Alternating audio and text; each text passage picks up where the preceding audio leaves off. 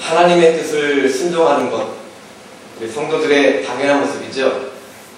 이 자리에 계신 여러분들, 우리 모두는 늘 하나님의 뜻을 따르려고 노력하는 줄로 믿습니다. 하지만 하루를 마치고 잠자리에 누워서 우리의 삶을 이렇게 돌이켜보면 하나님의 뜻을 순종했던 일보다는 그렇지 않았던 것이 더 많았음을 늘 깨닫지요.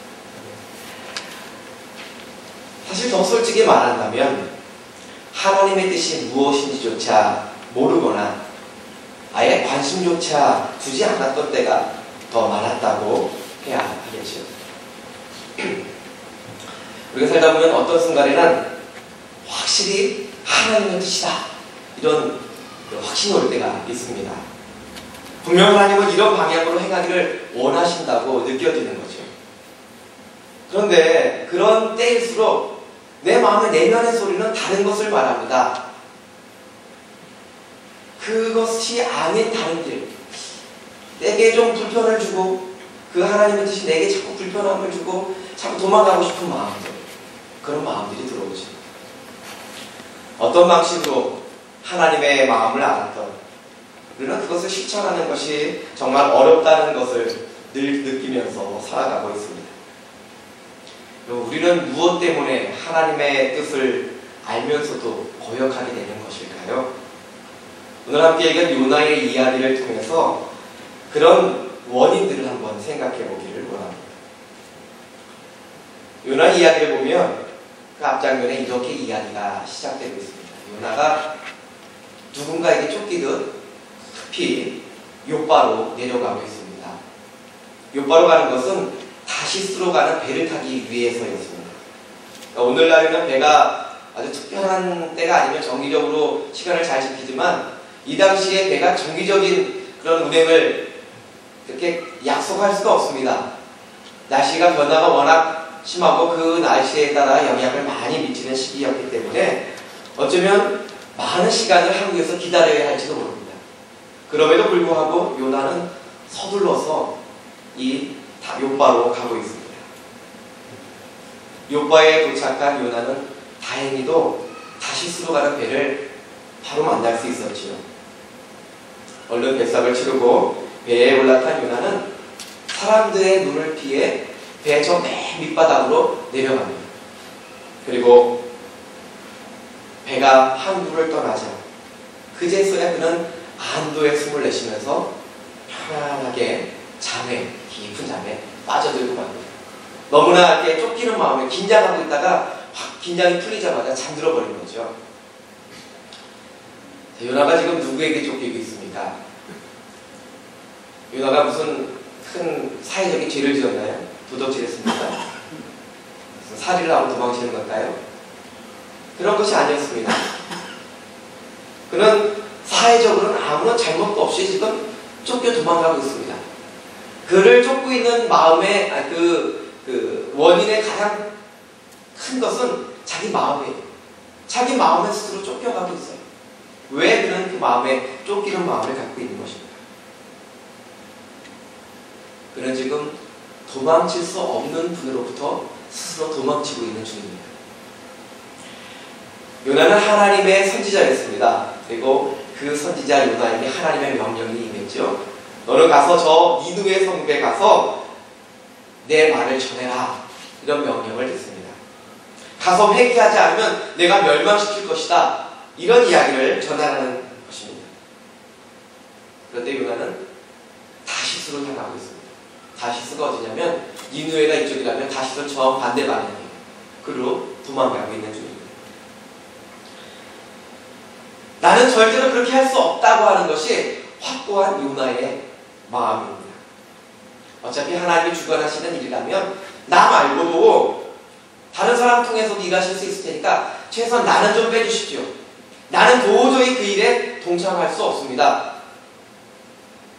그래서 도망치고 있습니다. 왜 그랬습니까? 이 니느웨라는 나라가 이 요나가 살고 있었던 이 유대 민족에게는 원수예요. 자신들을 괴롭히고 착취하고 학대하는 이방 강대국 아수르의 성읍입니다. 이웃은 사랑할지언정 원수로는 사랑할 수 없고 미워해야 한다는 것이 바로 요나의 마음이었습니다. 그런데 여러분, 하나님께서 요나를 통해서 전하라고 하신 말씀의 문자적인 원본은 그들을 내가 구원하겠다라고 하는 메시지가 아니었습니다. 그들이 회개하지 않으면 내가 멸망시킬 것이다, 이 말을 전하라고 하는 거예요. 여러분, 그렇다면 아주 신나서 선포하고 가서 순종하고 선포해야 할 것 같은데 요나가 왜 도망가고 있습니까?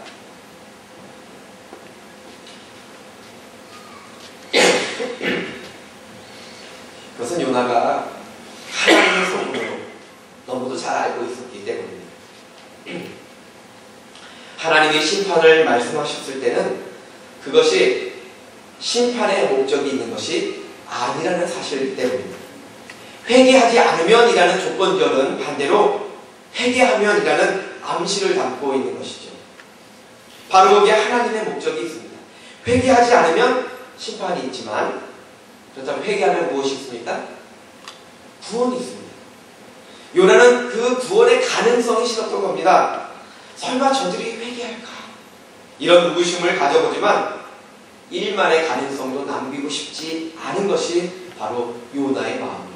그런 메시지조차 전하지 않고 그들이 알지 못하고 그래서 무감각하게 그냥 그렇게 살다가 멸망해버리는 것이 요나가 바랬던 마음이에요. 그래서 요나는 하나님의 뜻을 거역하고 도망치고 있었습니다. 요나에게 불행했던 것은 하나님으로부터 도망칠 수 있는 존재는 없다는 겁니다. 도망칠 곳도 없습니다. 정반대로 길을 잡았으니까 내가 괜찮을 거다, 그렇게 생각했지요. 하나님이 그를 어떻게 니느웨로 다시 보내는지를 한번 보십시오. 배가 항구를 떠나자마자 곧 그들은 큰 풍랑을 만납니다. 배에 타고 있었던 사람들, 대부분 많은 사람들이 장사를 하는 장사꾼들인데 죽게 생기니까 장사하던 물건들까지 다 바다에 던져냅니다. 그리고 이 좀 가라앉지 않기 위해서 노력을 하죠. 그래도 안 되니까 각기 자신들이 믿는 신에게 매달려서 기도하고 있습니다. 간절히 기도하고 있습니다. 그러나 아무런 변화가 없습니다. 선장이 이렇게 둘러보니까 좀 배 밑바닥에 한 사람만 태평하게 코까지 보면서 쿨쿨 잠을 자고 있는 겁니다. 누굽니까? 요나예요. 선장은 요나를 깨웁니다. 이런 사단에 어찌 잠을 자고 있습니까? 당신도 당신이 믿는 그 하나님께 좀 기도하십시오, 다급하게 요청합니다. 하지만 요나는 별 상관이 없습니다. 풍랑도 무섭지 않습니다. 죽을지언정 니느웨가 회개하는 꼴은 못 보겠다고 지금 도망치고 있는 중입니다. 그러니 그것만 지금 막았으면 되기 때문에 풍랑이 일던 말던 우리가 죽게 생겼던 그런 상관할 필요가 없었습니다. 배에 있던 사람들이 과연 누구 때문에 이런 일이 일어났는가, 그 당시에 흔한 어떤 선택 방법입니다. 제비를 뽑았습니다. 누군가가 죄 지은 사람이 있기 때문에 이런 일이 이루어졌을 거다, 그래서 제비를 뽑습니다. 이게 다 하나님의 인도하시는 방법이었죠. 누가 걸렸습니까? 요나가 걸립니다. 더 이상 자신 때문에 다른 사람들마저 위험에 빠지게 할 수 없었던 요나는 이참에 아예 죽어버리자 하는 심정으로 사람들에게 자신을 저 바다에 던지라고 말합니다. 자신 때문에 이 일이 일어난 것을 알았기 때문에 자신을 바다에 던지기만 하면 문제가 해결될 것이라는 그 정보를 사람에게 준 거죠. 배에 있었던 사람들이 그래도 심성이 좀 착한 사람들이었나 봅니다. 요나를 바다에 던지기보다는 더 노력해봅니다. 어떻게 하면 함께 살아갈까? 그리고서 노력합니다. 그래서 온 힘을 다해서 노를 저어 배를 돌려서 항구 쪽으로, 육지 쪽으로 돌아가 보려고 합니다. 아무리 노력해도 배를 돌릴 수가 없습니다. 제어할 수가 없이 풍랑이 이끌려서 마구 휩쓸려 갑니다. 방향도 잃어버렸습니다. 바다는 점점 더 흉흉해져 갑니다. 어쩔 수 없게 된 이 배에 있던 사람들이 그냥 요나를 바다에 던지기로 결정했습니다. 그리고 그를 들어서 바다에 풍덩 내어 던지죠. 이제는 편히 죽겠구나. 바다에 던져지는 요나는 그렇게 생각합니다. 이제는 니느웨의 구원을 볼 필요가 없겠구나. 이렇게 자족하며 바다의 물속에 들어간 요나. 그러나 죽음도 자기 마음대로 되는 것이 아니었습니다. 하나님께서 큰 물고기를 준비하셔서 요나를 삼키게 하시죠. 그리고 물고기 뱃속에서 3일 동안은 그는 익사당하지 않고 생명을 구원하게 됩니다. 사실 죽음 앞에 초연한 사람이 없이 드물지요. 특히 요나처럼 자기의 연민으로 자기에 대한 사랑이 너무나 강해서 다른 사람을 용납할 수 없고 미움이 큰 사람들은 자신의 목숨을 더 아끼는 법입니다. 말로는 내가 죽을지언정이라고 말해도 그의 마음속에는 자기를 보호하고 싶은 마음이 더 강하게 작용합니다. 던져질 때는 죽는 것이 편할 것 같았지만 막상 물속에 들어가자마자 그는 다급해졌습니다. 죽는다고 생각하니 견딜 수가 없었습니다. 마침 큰 물고기 위에 익사의 위기를 극복한 요나. 그래서 요나는 그 물고기 뱃속에서 하나님께 감사의 기도를 드립니다. 그 사람의 마음이 이렇게 간사한 거예요. 죽기 전에는 죽여달라고 하다가도 죽을 위기가 되면 못 죽겠다고 막 잡아당기는 게 사람의 마음이죠. 하나님 앞에 구원받자마자 감사의 기도를 드리고 있습니다. 그리고 그 기도를 드리는 중에 드디어 그는 하나님의 마음을 조금이나마 발견합니다. 그리고 고백합니다. 나를 구원한 고난 가운데서 구해주심을 감사합니다. 우리의 모든 구원은 오직 하나님께 달려있음을 내가 이제 알겠습니다. 이런 고백을 드렸다면 요나의 그 신앙은 아마 이제 180도 달라졌을 것이다. 이렇게 축축해 볼 수 있겠지요. 그런 요나에게 하나님은 다시 명을 주십니다. 자, 네가 이제는 니느웨를 가서 내 명령을 준행하겠느냐? 다시 살아난 요나는 하나님의 명령에 따라 니느웨로 가서 말씀을 전합니다. 그런데 이 사람의 마음이 간사하다고 했죠? 그의 마음이 또 바뀌었어요. 육지에 나가자마자 죽을 위기는 이제 까마득하게 잊어버리고 하나님의 뜻에 따라 오기는 왔는데 이제 억지로 그 얘기를 합니다. 어쨌든 순종하기로 했으니까 따르기는 하는데 이번에 아주 소극적인 태도로 하나님의 명령을 이제 진행하기 시작했습니다. 성경을 보니까 니느웨가 며칠 길 거리라고요? 3일 길 거리입니다. 3일 길을 돌아다니는데 열심히 걸어서 다녀야 됩니다. 근데 그는 단 하루만 돌아다니면서 아주 극렬한 심판에 대해서 외칩니다. 당신들 회개하지 않으면 40일이 지나면 이대로 살면 40일이 지나면 이 성읍 멸망할 거다. 그런데요, 이것도 큰 소리로 외치지 않았을 겁니다. 제 생각이에요. 이렇게 억지로 하는 사람이 뭐 큰 소리 내서 외치긴 하겠습니까? 혹시 사람들이 들을까봐 조곤조곤 이렇게 그냥 중얼거리며 다녔을지 몰라요. 그냥 듣든지 말든지 40일 지나면 당신 성은 무너질 거예요. 그냥 우물우물 이러고서 듣든지 말든지 이러고 전하고 다녔을 겁니다. 그리고서는 그가 한 일은 자 이제 니느웨가 망하나 보자. 어떻게 망하나 보자. 그리고서 지켜보고 있습니다. 니느웨가 한눈에 보이는 곳에 앉아서 언제 망하나 또 어떻게 망하나 이걸 기다리고 있었습니다. 요나는 지금 그들에게 재앙이 내리는 것을 염려하는 것이 아니고요, 재앙이 내리지 않을까봐 그것을 염려하면서 기다리고 있습니다. 그렇게 기다리고 있던 요나는 그의 얼굴이 불그락 변하기 시작합니다. 그리고서는 자리에서 벌떡 일어나서 이 가쁜 숨을 몰아쉽니다. 왜요? 이 니느웨의 변화가 일어나기 시작했습니다. 이 소식이 들리자마자 이 니느웨에 있는 그 왕부터 그 소식을 듣고서는 자신의 보좌에서 내려와서 이 조복을 벗고 왕의 그 화려한 옷을 벗고 굵은 베옷으로 갈아입습니다. 그리고 죄에 앉습니다. 그리고 온 국민에게 조서를 내려서 금식해라, 회개하고 기도하자, 우리가 삶을 돌이키자. 그렇게 말을 합니다. 명령을. 요나는 이 일로 자신의 우려가 현실이 될까 걱정하기 시작했습니다. 그리고 하루하루 40일이 채워지기만을 기다렸습니다. 말씀하신 40일이 지났는데 그 땅에 재앙이 내리지 않는 겁니다. 멀쩡한 거예요. 하나님이 그들을 멸망하시기로 한 것을 처리하신 겁니다.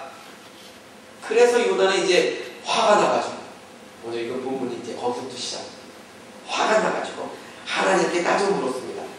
이런 일이 일어날 거라고 내가 하나님께 말씀드리지 않았습니까? 그래서 제가 다시스로 도망가는 것 아닙니까? 하나님은 은혜로우시고 자비로우시고 노하기를 더디하시고 인애가 크신 분이시기 때문에 회개하면 뜻을 돌이키시고 재앙을 내리지 않으시는 분이라는 것을 제가 알기 때문에 그렇게 한 겁니다. 차라리 나를 죽여보세요.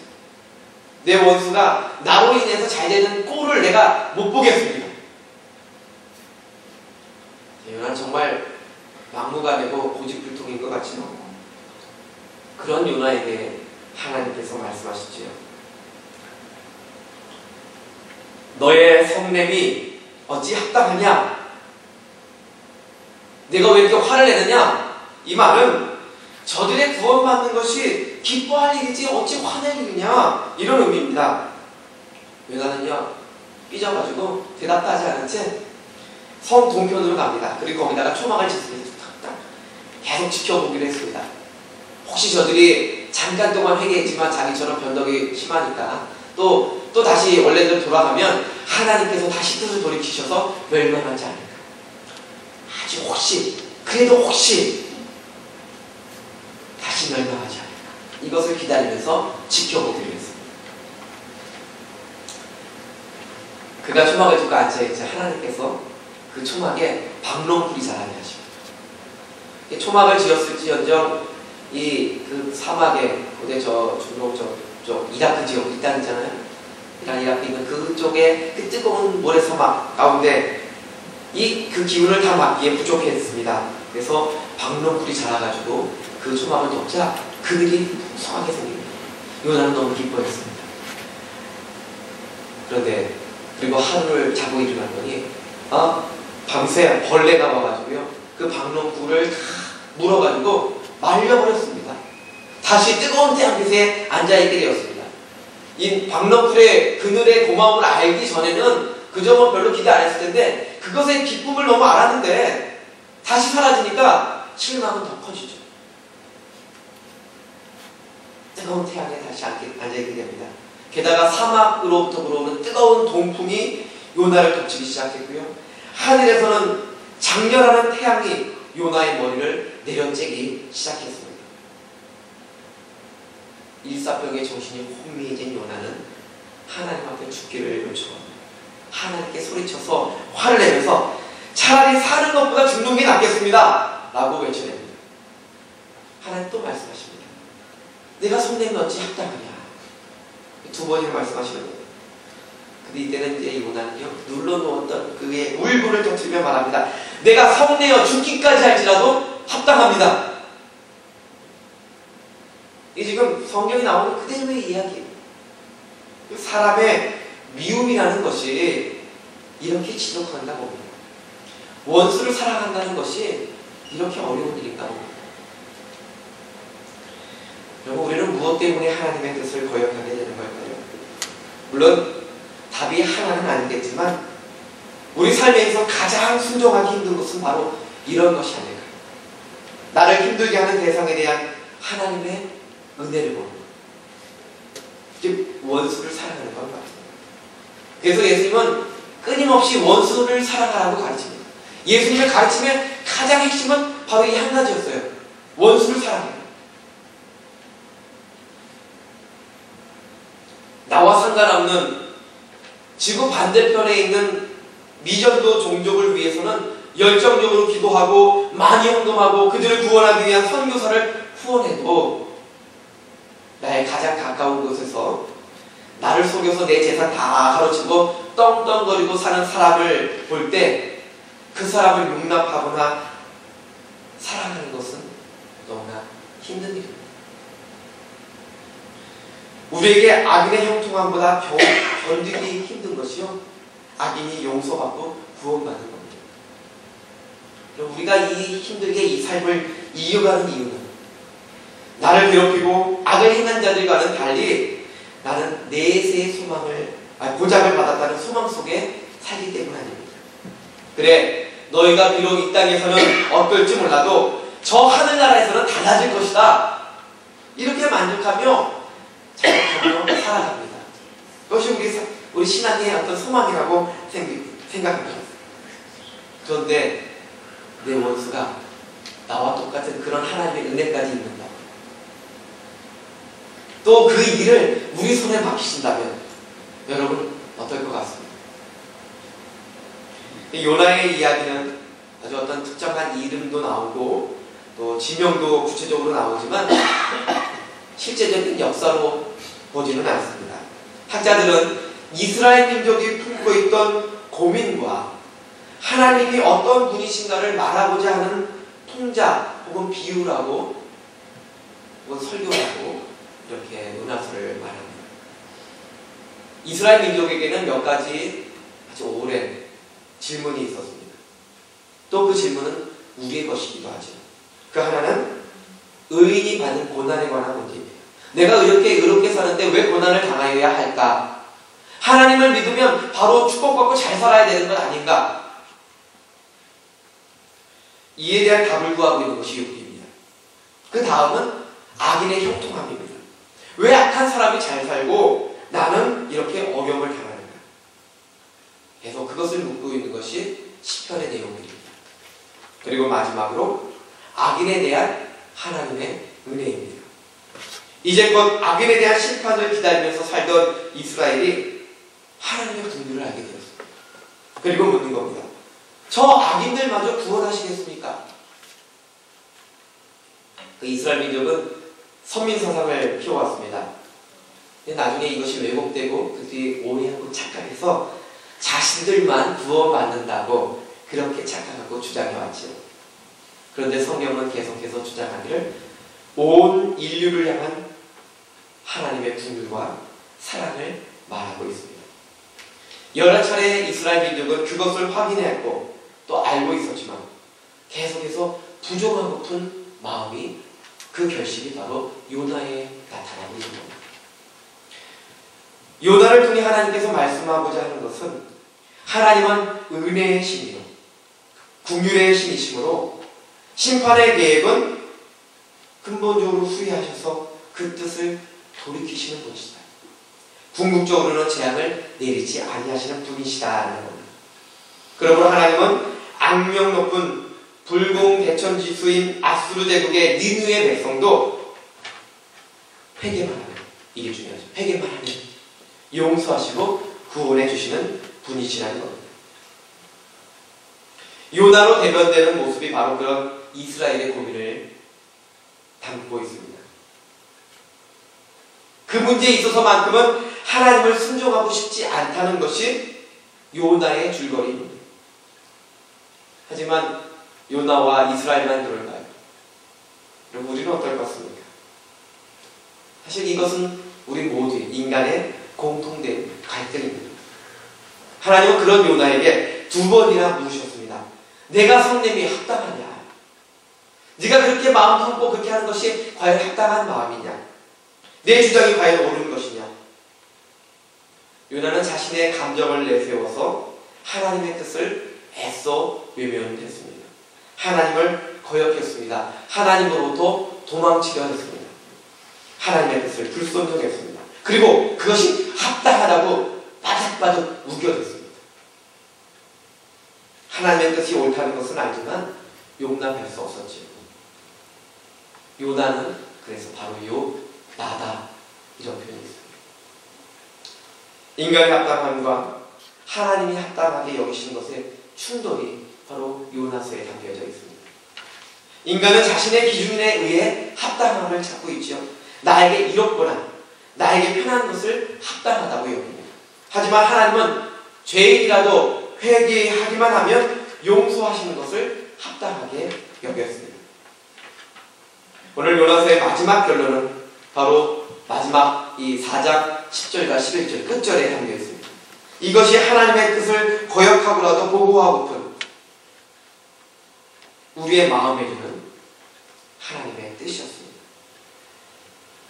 함께 읽어보겠습니다. 여호와께서 가라사대 내가 수고도 아니하였고 배양도 아니하였고 하룻밤에 났다가 하룻밤에 망한 이 박농쿨을 내가 아꼈거늘 하물며 이 큰 성읍 니느웨에는 좌우를 분변치 못하는 자가 12만여 명이요 육축도 많이 있나니 내가 아끼는 것이 어찌 합당치 아니하냐. 하나님이 합당하게 여기시는 것을 위해 순종하시겠습니까? 아니면 여전히 내 감정과 판단을 내세워 내 뜻이 옳다고 주장하며 하나님께 맞서시겠습니까?